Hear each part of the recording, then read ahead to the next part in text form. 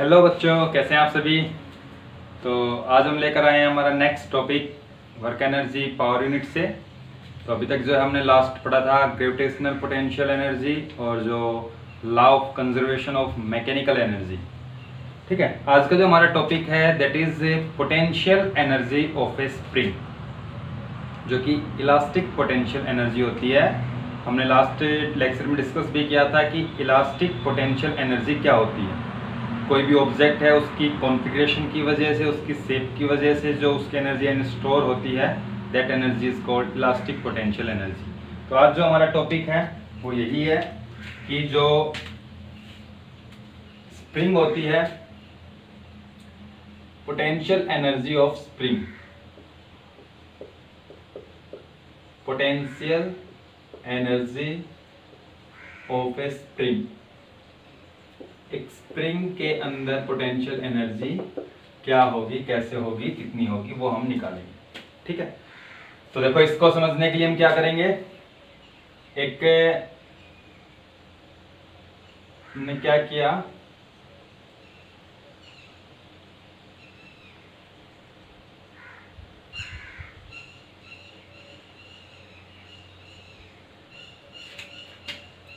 एक मास हमने यहां पर कंसिडर किया,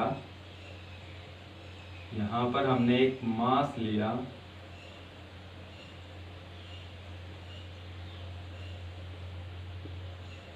ठीक है। ये कोई पॉइंट है ए, यहां पर एक मास हमने कंसिडर किया और इस मास के साथ में हमने एक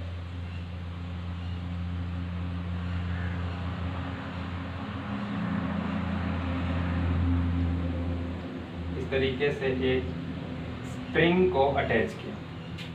ठीक है, ये एक वॉल है, इस वॉल के साथ हमने स्प्रिंग को, इसका वन एंड जो है हमने स्प्रिंग का इसके साथ बांधा हुआ है और यहां पर एक मास हमने अटैच कर रखा है जिसका मास है कितना, m। ओके, यहां ये जो है इसका इनिशियल पोजीशन है, हम इस तरीके से यहां पर, यहाँ जो x है इनिशियल जो पोजीशन है, यहाँ पे x क्या है, 0। हमने क्या किया है, यहाँ सेकंड केस में हम क्या करेंगे, इस ऑब्जेक्ट को, इस ऑब्जेक्ट के ऊपर हम फोर्स लगाएंगे आगे की तरफ और इस ऑब्जेक्ट को मूव कराकर हम आगे ले आएंगे इधर, दिस पॉइंट, इस मास को हमने फोर्स लगाकर इस डायरेक्शन में जो है हमने अप्लाइड फोर्स लगाया,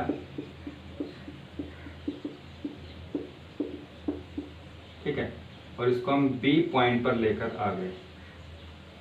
तो ये जो डिस्प्लेसमेंट है इसकी यहां से B पॉइंट तक, दिस डिस्प्लेसमेंट इज x।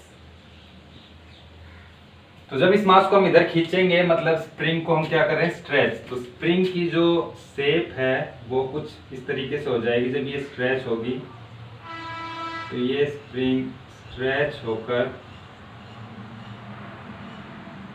इस तरीके से आपके पास स्ट्रेच हो जाएगी।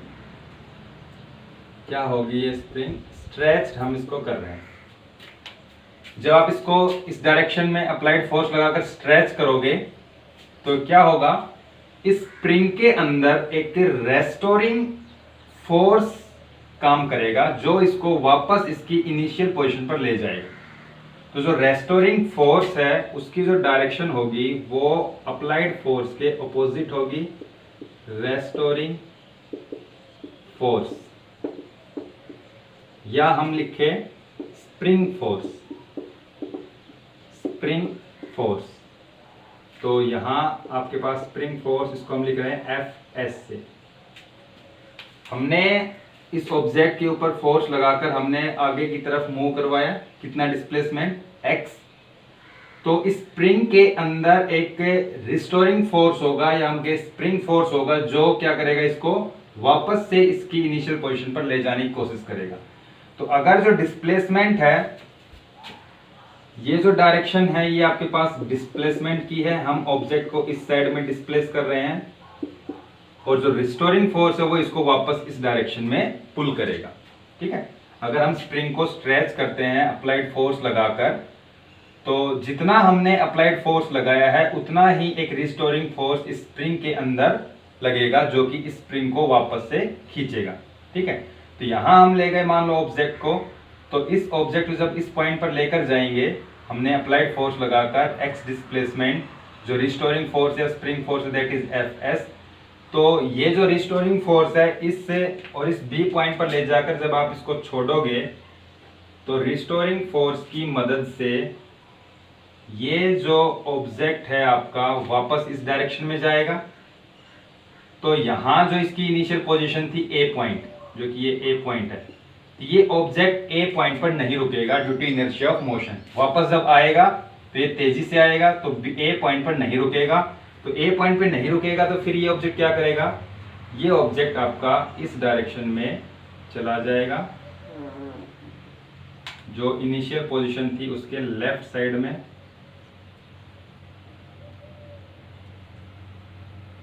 इस डायरेक्शन में।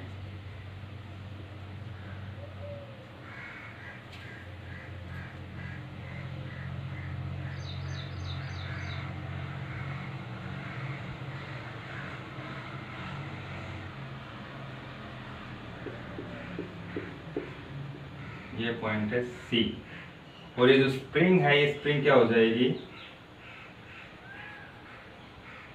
इस तरीके से कंप्रेस हो जाएगी। ठीक है, और कितना दूर जाएगा इस डायरेक्शन में, इस डायरेक्शन में भी जितना दूर हमने इसको फॉरवर्ड डायरेक्शन में पुल किया। अब यहाँ जो है डिस्प्लेसमेंट इस डायरेक्शन में है, ऑब्जेक्ट जो है ये ए पॉइंट, इधर आपका बी पॉइंट था,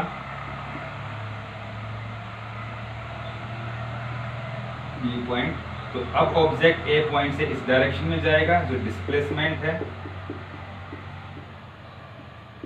और रिस्टोरिंग जो फोर्स लगेगा वो इस डायरेक्शन, स्प्रिंग इसको फिर इधर से क्या करेगी, पुश करेगी इस डायरेक्शन में, तो दिस इज स्प्रिंग फोर्स।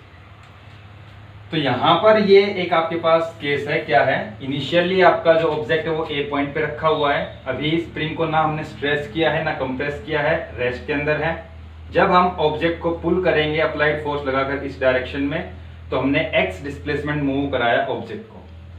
यहाँ ले जाकर यदि हम ऑब्जेक्ट को छोड़ते हैं, अपना अप्लाइड जो फोर्स उसको हटा लेते हैं, तो ये क्या करेगा, ऑब्जेक्ट वापस इस डायरेक्शन में जाएगा, किसकी हेल्प से, स्प्रिंग के अंदर जो रिस्टोरिंग फोर्स है उसकी हेल्प से। तो ये ऑब्जेक्ट जब मूव करेगा तो ए पॉइंट पर स्टॉप नहीं होगा, क्योंकि इनर्शिया ऑफ मोशन इसको क्या करेगा, आगे की तरफ खींचेगा, सडनली यहाँ नहीं रुकेगा। तो ये ऑब्जेक्ट आपका ए पॉइंट को क्रॉस करता हुआ कितना चला जाएगा, सी पॉइंट पर। तो ए और सी की जो डिस्प्लेसमेंट है वो कितनी होगी, एक्स, जो कि हमने ए टू बी ली, जितनी दूर इधर था उतनी दूर आपके पास यहाँ। ऑब्जेक्ट सी पॉइंट पर पहुंचेगा, यहाँ पहुंचने के बाद रुकेगा, और स्प्रिंग कंप्रेस होगी, तो ये क्या करेगी, दोबारा से इस पर फोर्स लगाएगी, और ये ऑब्जेक्ट फिर दोबारा से आगे की तरफ जाएगा, फिर ए पॉइंट को क्रॉस करता हुआ बी पॉइंट पे। इस तरीके से ये जो ऑब्जेक्ट है स्प्रिंग की हेल्प से क्या करता रहेगा, ऑक्सीलेट करता रहेगा। ठीक है, तो जब ये ऑब्जेक्ट हमने बी पॉइंट तक लेकर गए, हम इसके ऊपर अप्लाइड फोर्स लगाया हमने एफ, तो हम इस ऑब्जेक्ट को ए पॉइंट से बी पॉइंट तक ले जाने में क्या कर रहे हैं, वर्क कर रहे हैं। वो जो हमने वर्क किया है किसके अगेंस्ट करेंगे, रिस्टोरिंग फोर्स के अगेंस्ट करेंगे। तो जो वो वर्क आएगा, वो वर्क इस स्प्रिंग के अंदर इसकी इलास्टिक पोटेंशियल एनर्जी के रूप में स्टोर हो जाएगा। इस स्प्रिंग के पास एनर्जी कहाँ से आई, जब हमने इसको स्ट्रेच किया, कितनी दूर तक कितना स्ट्रेच किया है, एक्स डिस्प्लेसमेंट, तो हमने ए टू बी एक्स डिस्प्लेसमेंट के लिए जितना हम वर्क करेंगे उतना ही इस स्प्रिंग के अंदर एनर्जी स्टोर हो जाएगी। That energy is called potential energy, elastic potential energy. Clear. दूसरा, हमने ऑब्जेक्ट को ए से बी पॉइंट की तरफ इस डायरेक्शन में डिस्प्लेस किया है, रिस्टोरिंग फोर्स इसके ऑपोजिट होगा, जो स्प्रिंग के अंदर बनेगा, जो रिस्टोरिंग फोर्स है वो ऑपोजिट डायरेक्शन में। हमने फोर्स लगाया है फॉरवर्ड डायरेक्शन में, रिस्टोरिंग फोर्स क्या होगा, ऑपोजिट डायरेक्शन में। तो जो फोर्स है और डिस्प्लेसमेंट है, दोनों की जो डायरेक्शन है वो क्या होगी, अपोजिट होगी। हम 7th यूनिट में पढ़ते हैं bye Hooke's law. 7th unit जब आप पढ़ोगे तो वहां पे पढ़ेंगे हम बाय हुक्स लॉ क्या है। जो रिस्टोरिंग फोर्स है या स्प्रिंग फोर्स है, स्प्रिंग फोर्स जो है that is directly proportional to displacement. मतलब आप इस ऑब्जेक्ट को जितना आगे की तरफ, मतलब स्प्रिंग को जितना आप स्ट्रेच करोगे, जितना डिस्प्लेसमेंट आप इसको आगे की तरफ खींचोगे, रिस्टोरिंग फोर्स उतना ही ज्यादा स्प्रिंग के अंदर प्रोड्यूस होगा। अगर हम थोड़ा सा डिस्प्लेस कर रहे हैं थोड़ी सी डिस्टेंस तक, तो स्प्रिंग के अंदर जो फोर्स प्रोड्यूस होगा वो भी थोड़ा होगा। अगर हम ज्यादा डिस्प्लेस, इससे भी ज्यादा डिस्प्लेस करते हैं तो रिस्टोरिंग फोर्स क्या होगा, ज्यादा होगा। तो यहां से जो स्प्रिंग फोर्स है और डिस्प्लेसमेंट है, दीज आर डायरेक्टली प्रोपोर्शनल। तो जो स्प्रिंग फोर्स है F S that is directly proportional to X. ठीक है, तो यहां हम देख रहे हैं कि जो रिस्टोरिंग फोर्स है और डिस्प्लेसमेंट है, दोनों की डायरेक्शन क्या है, अपोजिट। हम ऑब्जेक्ट को इस साइड में डिस्प्लेस कर रहे हैं और स्प्रिंग में जो रिस्टोरिंग फोर्स है वो इस डायरेक्शन में है।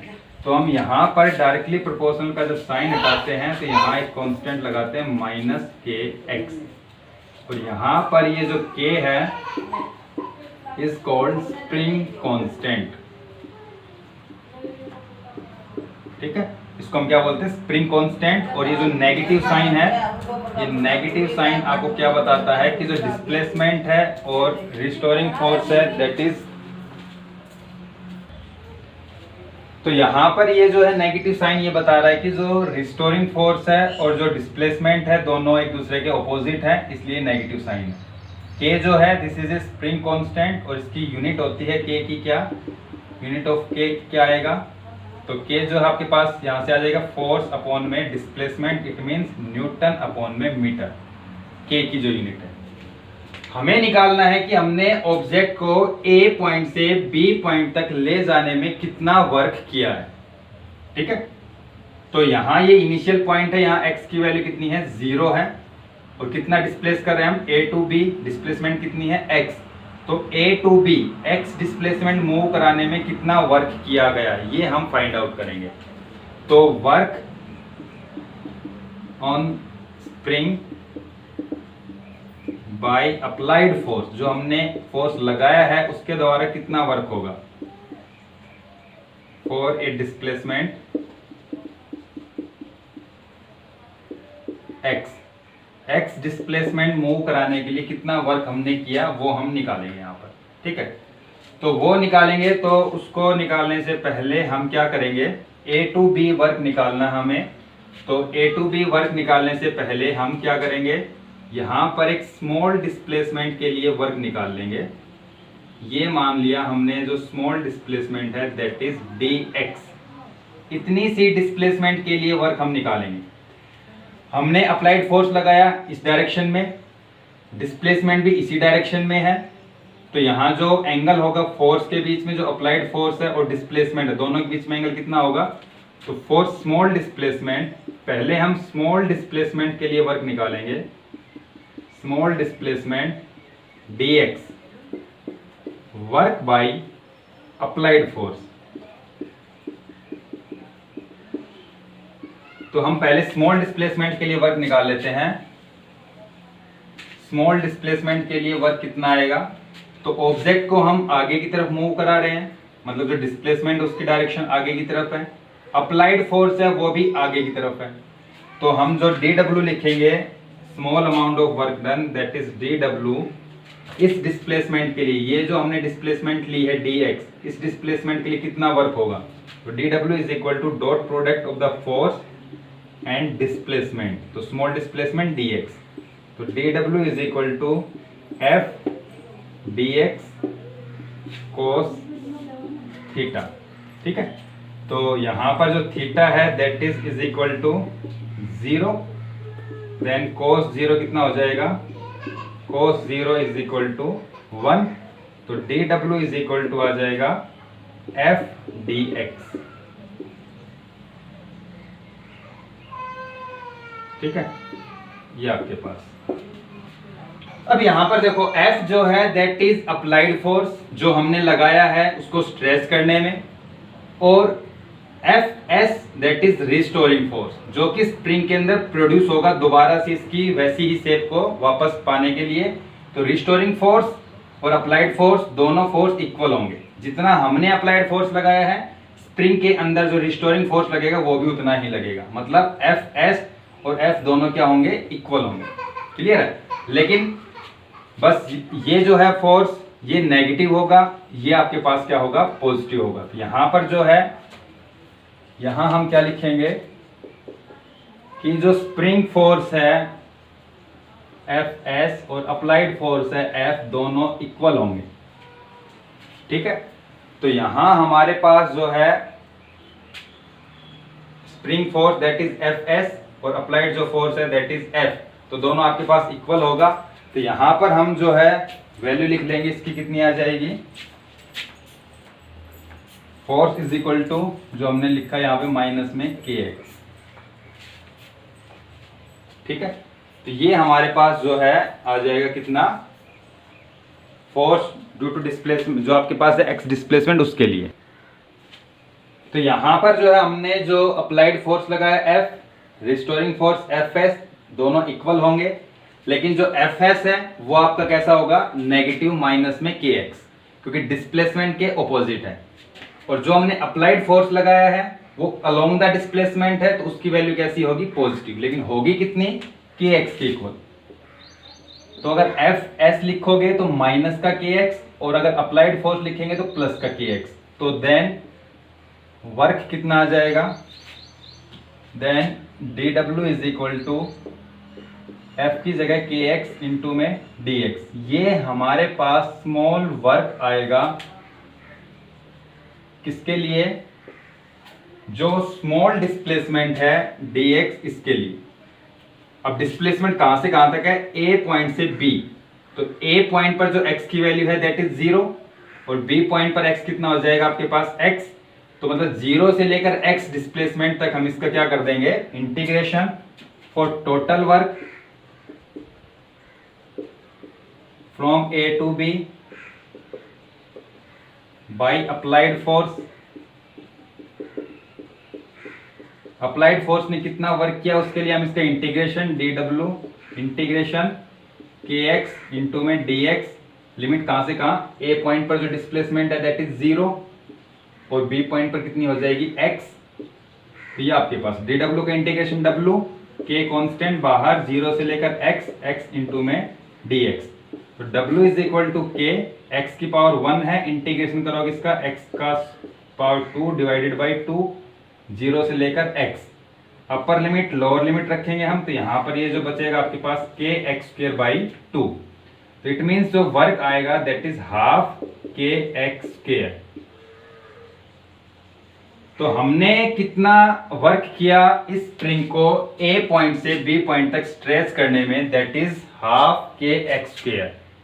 तो ये जो वर्क आएगा, this work store as potential energy of spring. तो स्प्रिंग के अंदर उसकी पोटेंशियल एनर्जी के रूप में स्टोर होगा। तो पोटेंशियल एनर्जी कितनी आ जाएगी, हाफ के एक्स स्क्वायर। तो स्प्रिंग की जो पोटेंशियल एनर्जी आएगी दैट इज हाफ के एक्स स्क्वायर। ओके, तो ए पॉइंट से बी पॉइंट तक ले जाने में कितना वर्क होगा, हाफ के एक्स स्क्वायर। ये जो वर्क आया है, ये जो वर्क आया है, ये हमने जो फोर्स लगाया है अप्लाइड फोर्स, उसके द्वारा वर्क आएगा। और यदि हम यहां पे लिखें work by spring force, spring force ने कितना वर्क किया, तो क्या आ जाएगा, W is equal to spring force जो है वो ऑपोजिट है डिस्प्लेसमेंट के। तो यहां पर जो है हमारे पास वर्क जो आएगा वो इसके नेगेटिव आएगा। तो नेगेटिव हाफ के एक्स स्क्वायर आ जाएगी, क्योंकि जो स्प्रिंग फोर्स है उसकी वैल्यू क्या है हमारे पास, माइनस के एक्स। तो हम यहां पर क्या रखेंगे, माइनस के एक्स। तो माइनस रखोगे तो आपके पास नेगेटिव साइन आएगा। तो वर्क जो आएगा दैट इज माइनस के एक्स स्क्वायर। ये जो वर्क आया है, this work is done by restoring force या against restoring force, negative sign आ जाएगा। और वर्क बाय अप्लाइड फोर्स ये कितना आ जाएगा, हाफ के एक्स स्क्वायर। तो जो स्प्रिंग है, स्प्रिंग की बी पॉइंट पर जो पोटेंशियल एनर्जी होगी, वो पोटेंशियल एनर्जी कितनी होगी, हाफ के एक्स स्क्वायर। यदि x की वैल्यू यहां पर 0 होगी, x की वैल्यू यदि यहां पर 0 होगी तो u कितना आ जाएगा, 0। x की वैल्यू 0 कहां पर है, a पॉइंट पर, मतलब जब स्प्रिंग वापस a पॉइंट पर आएगी तो इसके पास पोटेंशियल एनर्जी नहीं बचेगी। लेकिन जब ये ऑब्जेक्ट a पॉइंट पर आएगा तो यहाँ a पॉइंट पर इसके पास स्पीड होगी, क्योंकि उल्टा मूव करेगा ये, तो स्पीड से मूव करेगा, तो a पॉइंट पर कौन सी एनर्जी होगी, काइनेटिक एनर्जी। ऑब्जेक्ट a पर रुकेगा नहीं, पीछे की तरफ जाएगा, कितना दूर, x, तो यहाँ c पॉइंट पर जब पहुंचेगा तो c पॉइंट पर फिर दोबारा से इसके पास क्या होगी, पोटेंशियल एनर्जी, और काइनेटिक एनर्जी क्या हो जाएगी, 0। तो यहाँ जो एक्सट्रीम पोजीशन है b पॉइंट, c पॉइंट, इन दोनों पॉइंट्स पर ऑब्जेक्ट के पास जो होगी क्या होगी, ये जो आपके पास स्प्रिंग है, स्प्रिंग के पास क्या होगी, पोटेंशियल एनर्जी। और अगर हमारे पास बात पॉइंट ए की करते हैं तो ए पॉइंट पर जब ऑब्जेक्ट होगा तो इसके पास मैक्सिमम काइनेटिक एनर्जी होगी, क्योंकि इस ए पॉइंट पर पोटेंशियल एनर्जी क्या होगी, 0, क्योंकि एक्स की वैल्यू ए के लिए क्या होगी, 0। तो जो मेन पोजीशन है इसकी ए पॉइंट, तो ए पॉइंट पर उसके पास सिर्फ क्या होगी, काइनेटिक एनर्जी, बी पॉइंट पर क्या होगी, सिर्फ पोटेंशियल एनर्जी, सी पॉइंट पर सिर्फ क्या होगी, पोटेंशियल एनर्जी, और बी से सी तक बीच में, ए को छोड़कर बीच में किसी भी पॉइंट पर आप देखोगे तो इसके पास दोनों एनर्जी होगी, काइनेटिक भी और पोटेंशियल एनर्जी। मतलब जब ऑब्जेक्ट बी पॉइंट से ए पॉइंट की तरफ आएगा तो पोटेंशियल एनर्जी धीरे धीरे काइनेटिक एनर्जी में कन्वर्ट होगी, जैसे ही वो ए पॉइंट पर पहुंचेगा सारी की सारी पोटेंशियल एनर्जी कन्वर्ट हो जाएगी काइनेटिक एनर्जी में। फिर वो काइनेटिक एनर्जी उसके पास मैक्सिमम यहाँ पर जो है काइनेटिक एनर्जी होगी, वो ऑब्जेक्ट फिर पीछे की तरफ मूव करेगा तो धीरे धीरे काइनेटिक एनर्जी उसकी चेंज होती जाएगी, किसमें, पोटेंशियल एनर्जी में। तो यहाँ पर उसके पास सिर्फ पोटेंशियल एनर्जी होगी, काइनेटिक एनर्जी कितनी हो जाएगी, 0, क्योंकि यहाँ जाके वो रुकेगा। बी पॉइंट पे और सी पॉइंट पर जो है वो स्टॉप होगा, तो मतलब वो जो काइनेटिक एनर्जी है बी और सी पर 0, सिर्फ क्या होगी, पोटेंशियल एनर्जी होगी बी और सी पर। ए पॉइंट पर मैक्सिमम काइनेटिक एनर्जी होगी, और इसके अलावा बीच में किसी भी पॉइंट पर आप लोगे तो क्या होगा, दोनों एनर्जी होगी, काइनेटिक भी और पोटेंशियल भी। क्लियर है। तो इस स्प्रिंग को हमने ए बी डिस्प्लेसमेंट तक डिस्प्लेस किया है, तो हमने कितना वर्क किया है, वो वर्क, इसकी पोटेंशियल एनर्जी होगा तो वो वर्क ये आएगा। स्प्रिंग फोर्स के द्वारा जो वर्क आएगा वो कैसा आ जाएगा, नेगेटिव आ जाएगा। क्लियर है। तो ये है elastic potential energy of A spring. समझ गए। तो इसमें ये करना। क्लियर है। तो इसको नोट कर लो।